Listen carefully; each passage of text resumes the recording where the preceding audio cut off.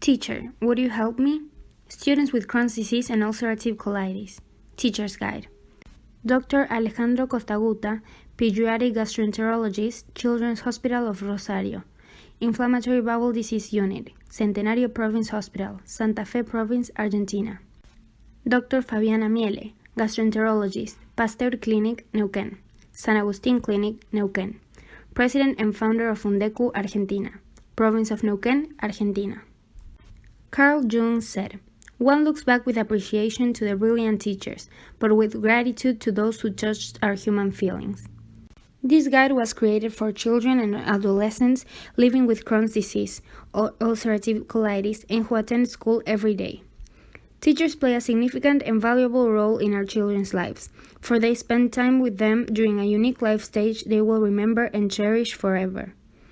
An engaged and well-informed teacher who timely and positively supports students with a chronic condition can enhance the learning process, contribute to social bonds, and provide hope and peace to children and adolescents during school days. Hopefully, thanks to this guide, many children and adolescents in this world will be able to enjoy school and get stronger, be transformed, and prepared to follow a career of their choosing after finishing high school. This booklet has been made with the contribution of doctors, children, and adolescents with IBD, their mothers, and teachers with relatives affected by this disease. This booklet has been made with the contribution of doctors, children, and adolescents with IBD, their mothers, and teachers with relatives affected by this disease. As any project of our foundation, we resort to doctors, patients, and communities' multidisciplinary contribution to ensure better outcomes. This booklet has been made with the contribution of doctors, children, and adolescents with IBD, their mothers, and teachers with relatives affected by this disease. As any project of our foundation, we resort to doctors, patients, and communities' multidisciplinary contribution to ensure better outcomes. We would like to thank mothers who have contributed to the writing of this booklet by talking about their experience, to children and adolescents who share their view for us to have a better understanding of the world and about their daily life, and to teachers who share their knowledge and life experience. Yanina, Juan's mother, Adriana, Lorenzo's mother and teacher, and Maria Eugenia, Nicolás' mother. I would like to thank Jorge, my husband, and my children, Julieta and Lucas, for their unconditional love and for supporting me in every project of Fundeccu. Such beautiful goals are only possible with their support. Having a chronic and incurable disease is not easy. Having a chronic, incurable, and uncommon disease is a little more difficult, and if such disease is not known by most people, it becomes much more complex and painful for the person living with it. Know about Crohn's disease and ulcerative colitis. In order to help your students develop all their abilities and to enjoy school days, the first step is to learn about the disease. Perhaps there is only one student in your school with this disease, but don't forget that for them and their family, your help may change their present and their future. Remember, IBD is a visceral impairment. Being okay on the outside does not mean being healthy. Chapter 1. About Fundeccu, Argentina.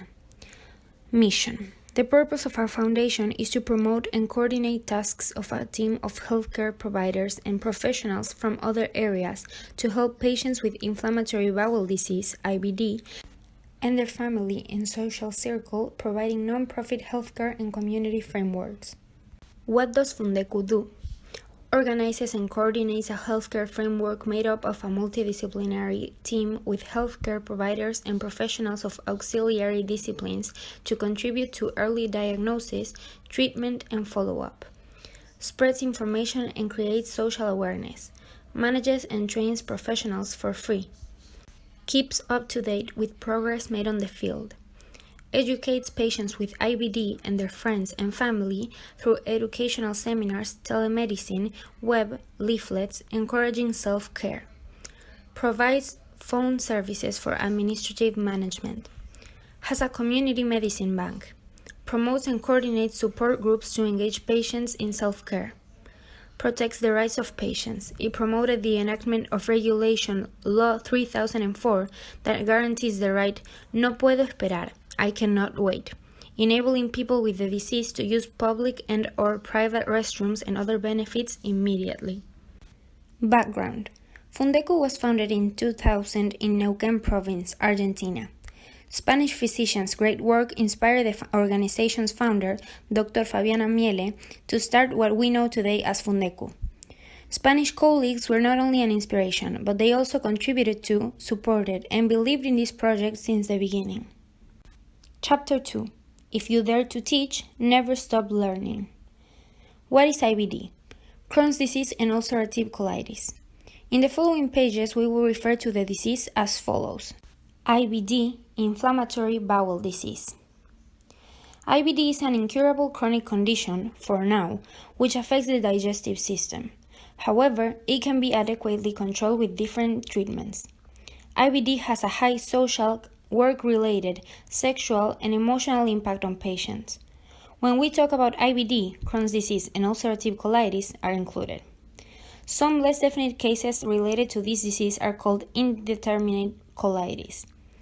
IBD is not a psychosomatic disorder. This means that emotions do not play a causative role, but it is important to know that stress triggers and increases disease activity, causing or deepening periods of activity. Stress triggers flare-ups.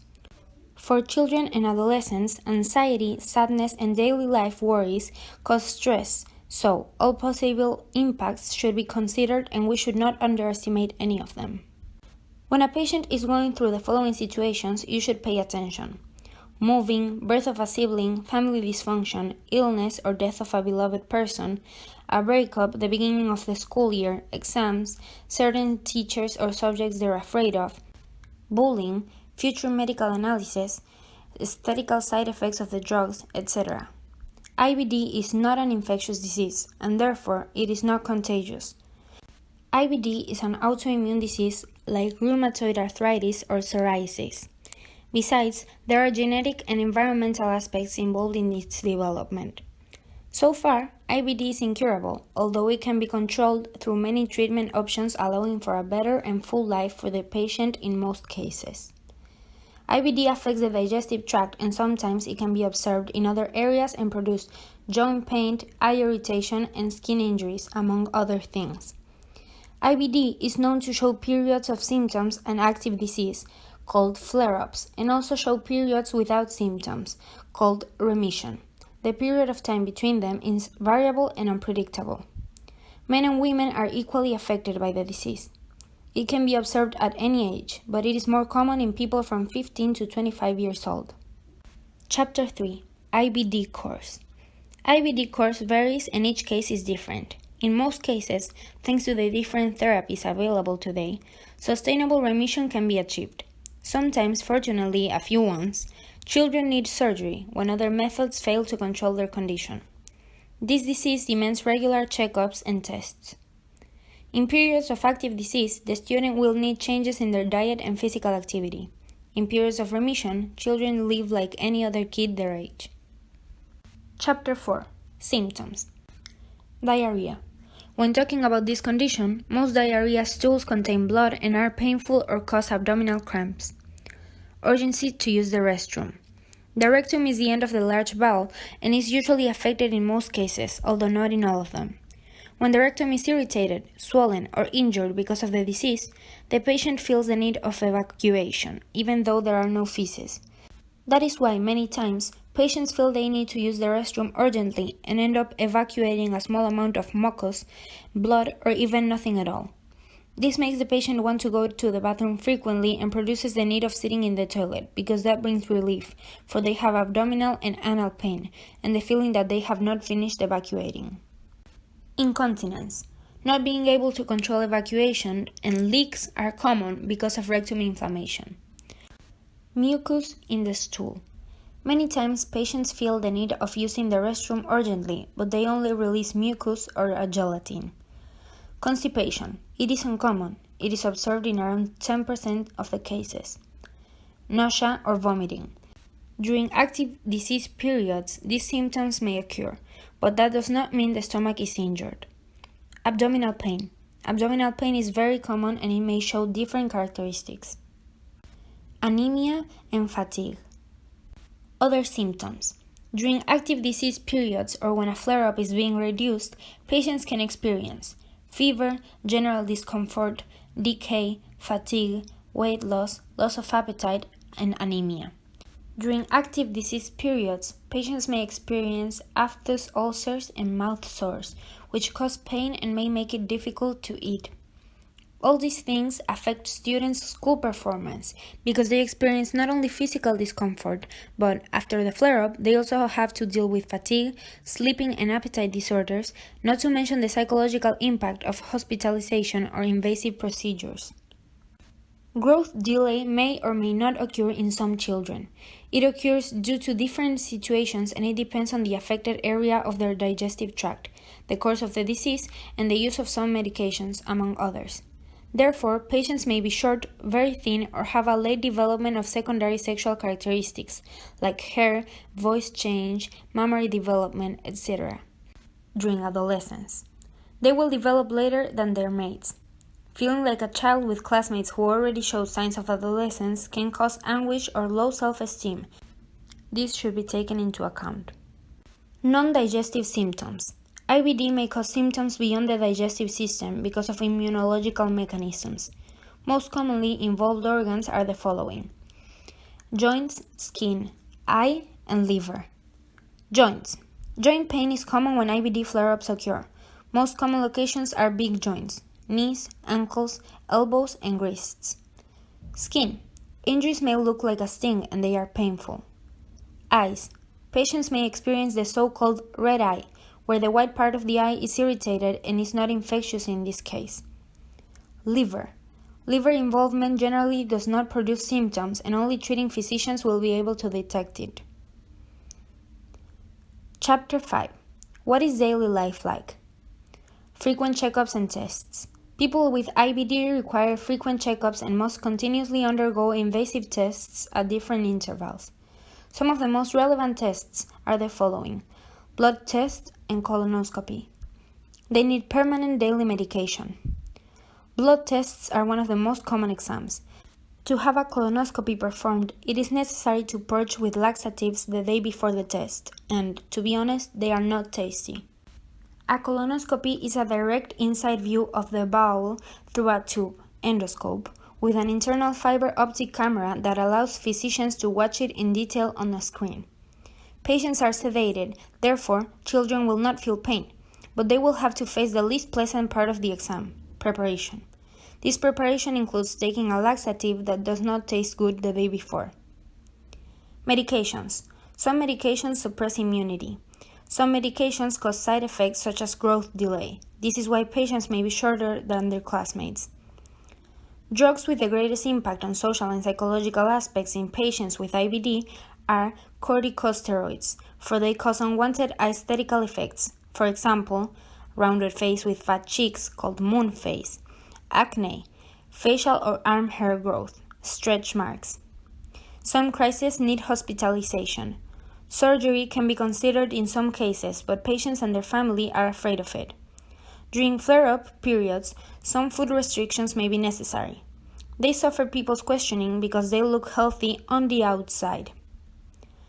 Urgency to use the restroom and accidents, leaks, history cause self-consciousness, fear, and anxiety. So when they enter a public place, they will automatically search for toilets locations to feel calmed.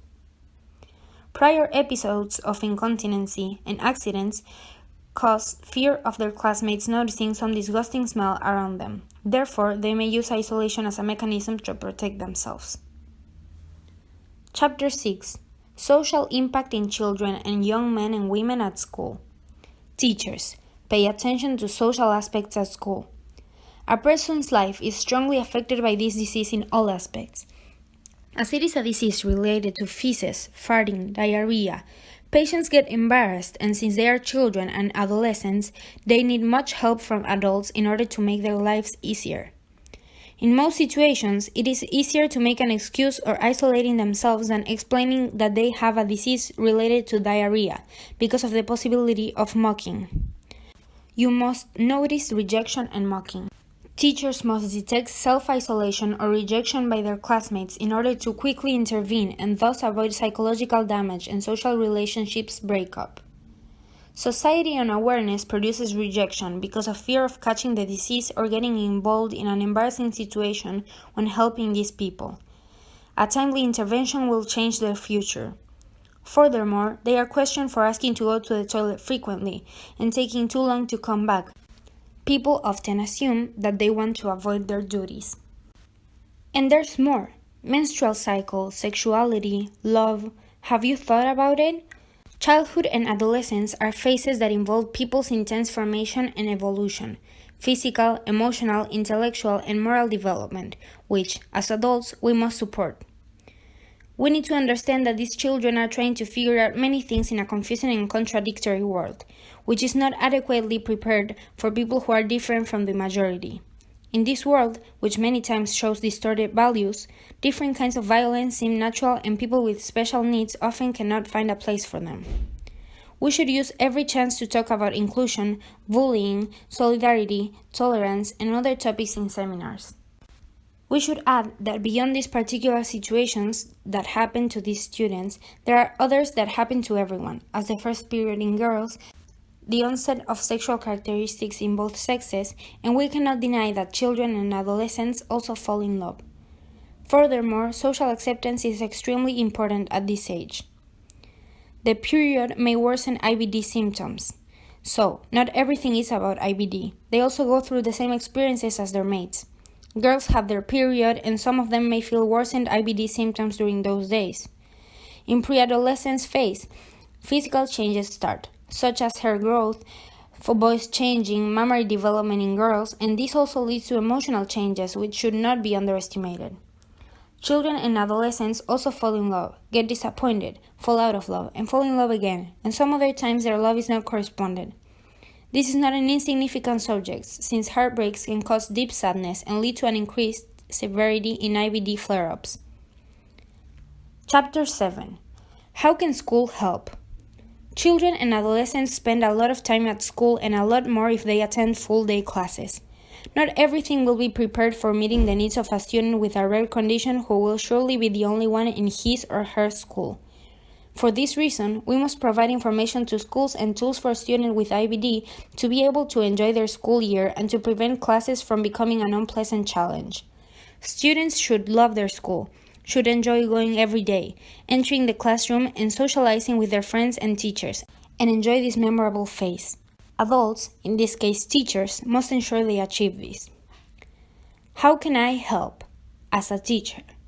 Firstly, we must know what IBD is, and if you are reading the booklet, you are already making a huge change and you will be part of an improvement in the quality of life of a child or adolescent with IBD, for which they will be grateful for life.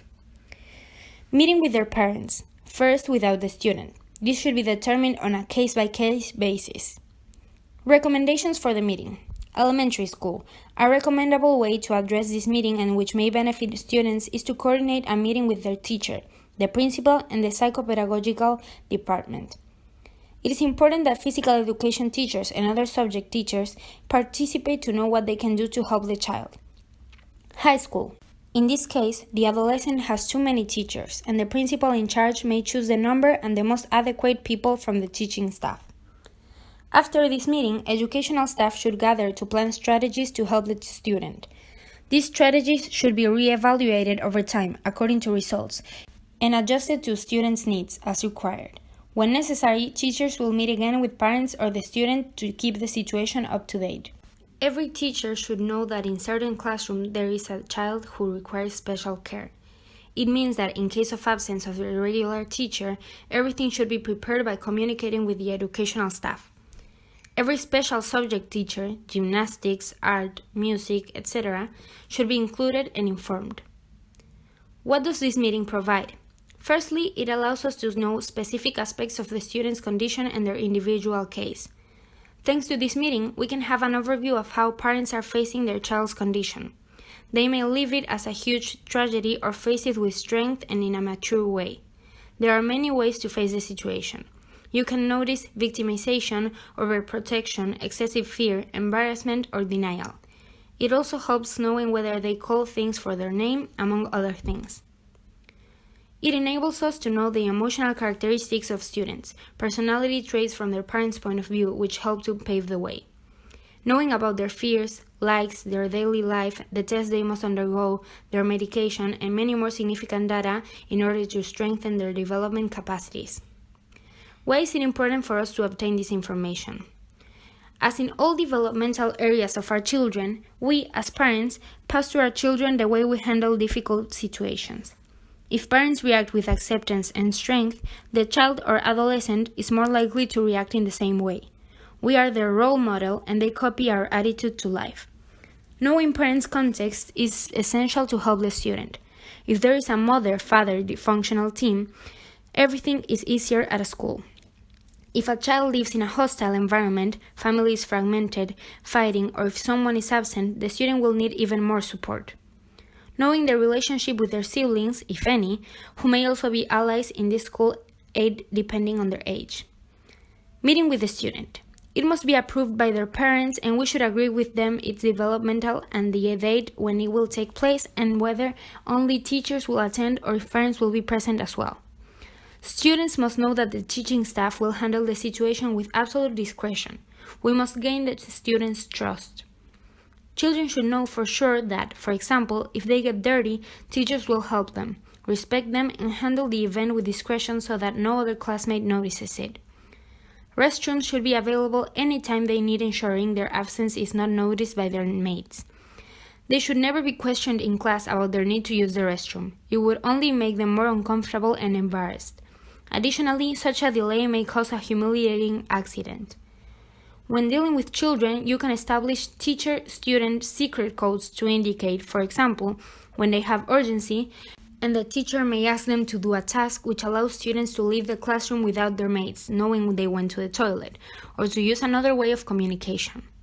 The student should always sit near the door in order to be able to leave the classroom quickly, and the teacher should indicate this location so that the child does not have to explain why they always pick that spot. Schools should provide a safe, private restroom with access to hygiene, as similar to their home as possible. It is recommended that they are allowed to use teacher's restroom or some special restroom, for example, only for disabled people. Specific restroom-related needs. The restroom should be private to allow students to comfortably wash themselves and change clothes. Change of clothing. Getting dirty because of failure to get to the bathroom on time or due to incontinence is very common in periods of active disease. Sometimes people with IBD cannot differentiate if the content in the rectum is solid, liquid, or gas, and they may think it is a gas, so they release it and have an accident. This is an extreme urgency for the child, and that secret code with their teacher will prevent this event from becoming an unforgettable, humiliating tragedy, causing the student not to want to go back to school because of shame, and it will also avoid inflicting psychological damage to the child. When this episode occurs, they should go to a comfortable restroom and change their clothes. Permanent contact with parents should exist in the event of any contingency related to the student, which is why having more than one telephone number is helpful to contact their family when these events occur. It is also helpful to have older brothers and sisters, if any, who will help them at school. A sibling is a great support. Students should be allowed to call their parents whenever they need. Sometimes when accidents occur, students may call their parents and change clothes at home. If possible, this should be authorized under special circumstances. What should the change of clothes contain and who should keep it? If we did everything to hide the event and then we take a change of clothes out of their backpack, we would no longer be discreet. Everyone would notice. Therefore, it is much better to leave the school, store their change of clothes for accidents. What should the bag contain? The most effective strategy is to keep 2 outfits: the mandatory uniform, gym clothes, moist towels, underwear, towel, non-transparent bag for dirty clothes. Why 2 uniforms? Because if they have a gym class that day and the student suddenly comes back wearing their regular uniform, all efforts to protect their privacy will be in vain. Or, on the contrary, if the student shows up wearing gym clothes on a day they do not have gym class, it will catch the attention of their mates. Medications. A child with a chronic disease learns about self-care. Parents and teachers should arrange for the student to take their medication without any trouble. Exams. As we have mentioned before, Stress triggers or deepens flare-ups. Therefore, teachers should keep this in mind to establish strategies to mitigate the emotional impact on students affected by this condition. It is highly important to be able to anticipate and evaluate their daily development and determine the student's situation at the time of the exams. If the child or adolescent has missed too many classes, it is helpful to check if the student is learning. Thus, teachers can focus on the thing the student was not able to fully understand because of their health condition before exams. Exam day. The time to complete the exam may need to be readjusted for students with IBD, and this should be an issue that teaching staff should work on. Their capacity to concentrate during the exam should be taken into account, for example, stress, the fear of thinking about needing to go to the restroom, in addition to the physical need itself. If the teacher notices a student feel physically or emotionally uneasy, he or she can let the student take a break to calm down and encourage them to calm down. The child may go to the restroom or drink or eat something, or simply rest without the stress of the time limit to finish. The time used for the break or to go to the restroom should not be counted as part of the time to do the exam, and also they should have more time to finish even when there were no interruptions. Absences. Students with chronic diseases like IBD may miss classes more frequently.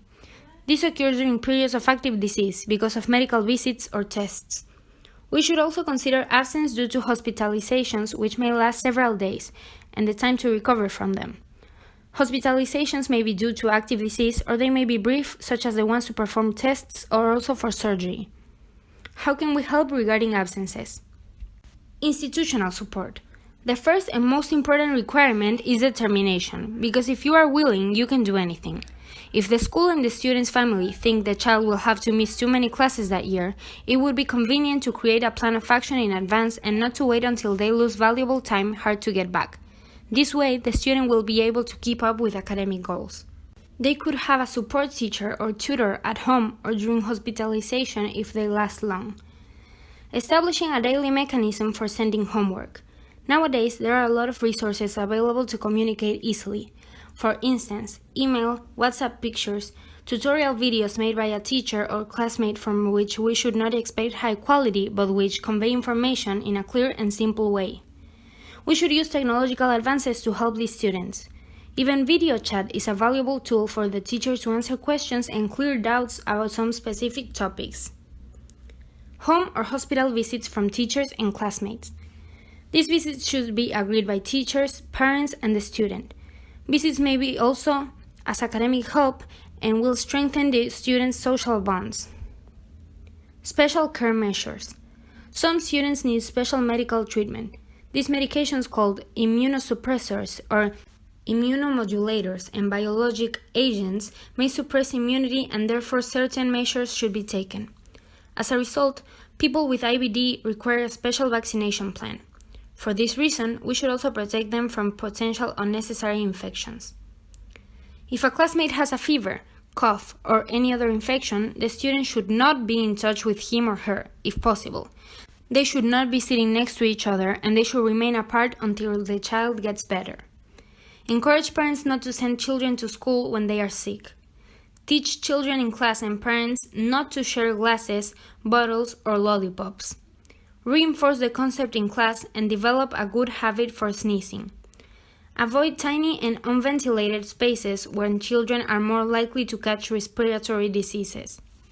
If some children are coughing, find activities to perform in big and ventilated spaces. Chapter 8. Social Protection Circle. Throughout this booklet, we have mentioned the importance of establishing strategies, plans of action to help and protect the student in every area. We made it clear that firstly, we need a perfect parent-student school team. But what about classmates? Classmates are crucial for the psychological development of the child we want to help, protect, and integrate. We should do everything we can to ensure as less psychological and academic damage as possible. Our aim is that despite their condition, their self-esteem is not negatively affected. They do not see themselves as victims or get depressed, and they know that they are just like everybody else in the group. Although children may be ruthless with what is different in some way, they are also really open-minded and emotionally open to naturalize what adults teach them. The way to accomplish this is to encourage inclusion, associating with joy and self-improvement and not with pity. How can we help them regarding their classmates? Informing their classmates and their respective parents. A good opportunity would be the meetings at the beginning of the school year to briefly but concisely provide the necessary knowledge for parents to provide tools to their children. Educational talks may be performed for parents and also in the classroom and their classmates. The student may or may not be present at these talks, depending on the benefit they may get from it. The student's treating physician may also be present. Talking about this topic may enable teachers to talk about inclusion, bullying, solidarity, among other issues. Educational trips and events. Educational trips and events are joyful and exciting moments, but for students with IBD, they may translate into uncertainty, fear, and stress because they are not sure whether they will be able to make it through. For this reason, we must establish a plan together with their family for them to be able to live a happy and unforgettable moment. During the school year, there are different options available to illustrate and complement knowledge provided at school. So they can visit a museum, a factory, a public organization center, and other schools, among other places. Whenever possible, teachers and parents should know what the restrooms in those places are like, since the child's calm depends on it. Some students use diapers to be sure and remain calm. Medication and food should also be scheduled before the event, and in case they need it, they should carry a change of clothes. Vehicles should have a restroom. School events for national days. School events generally involve students' participation in different performance activities. We should know whether this specific student will feel additional stress under these circumstances. If this activity will cause suffering to the child and they will not be able to enjoy it, we should find another activity which does not leave them so exposed, but without excluding them from the group or making their classmates notice it. Sleepovers. Sleeping over at their friends' houses is something every child likes. Parents should talk with the hosts and make arrangements on the necessary measures to make the event safe and effective. The child should know that in case of any discomfort, they can go back home at any time. Birthdays. When someone's birthday is coming, parents should pay attention to whether the child is in a period where they have some specific restriction. In such case, they should bring their own and allowed tasty food. Camping. Children and adolescents look forward to these events. Once again, we should highlight every anticipation and organization measure mentioned in the educational trips section. The rule is school family planning. Chapter 9. Intellectual capacities of students with IBD. Children and adolescents with IBD are as intellectually capable as any other student. Academic performance may be excellent, and we know many academically outstanding students. But we should not forget that during IBD active periods, they will miss classes, show fatigue, less capacity to focus, and their physical condition will not be perfect. Gym class teachers should be part of a team of teachers who support this child who needs some special care and should take into account every recommendation in this guide. The only additional comment is that they should know that during periods of IBD activity, the child may show fatigue and/or less strength, so the teacher should demand less effort. The teacher should also be flexible when the student asks permission not to do the suggested activities, and they should find some other low-demand tasks so that the child feels part of the team. Parents should know if they miss several classes. Extracurricular activities. Children and adolescents like different activities, and not all of them are provided at school. Some want to play sports such as rugby, football, dancing, skating, etc. Others choose languages, drawing, and music, among other subjects. These booklets' recommendations apply to every extracurricular activity the student chooses. Conclusions. School days should be enjoyed and exciting at all levels. In this place, children and adolescents learn about topics which provide higher formation, but they also provide values such as diversity, acceptance, solidarity, empathy, and tolerance, which are essential to form valuable adults who will change society. Teachers should be strongly committed to every student with a chronic condition, and every teacher in the school should know them. Special subjects such as gym, arts, and music should be included with the same level of commitment, as well as every extracurricular activity children do. Providing information is the first step. The next one is to create a plan in advance together with the students' parents. The strategy should be comprehensive and include every physical, emotional, and social aspect of the student to provide the protection and calm needed to guarantee the best academic and human development.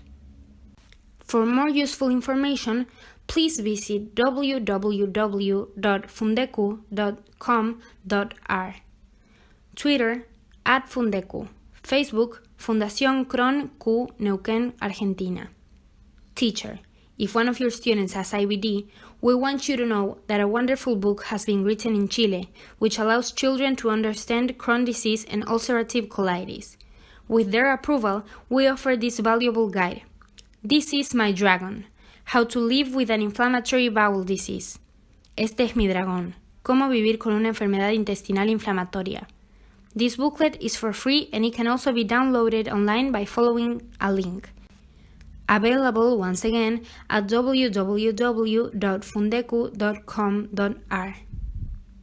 Project Fundeccu at School.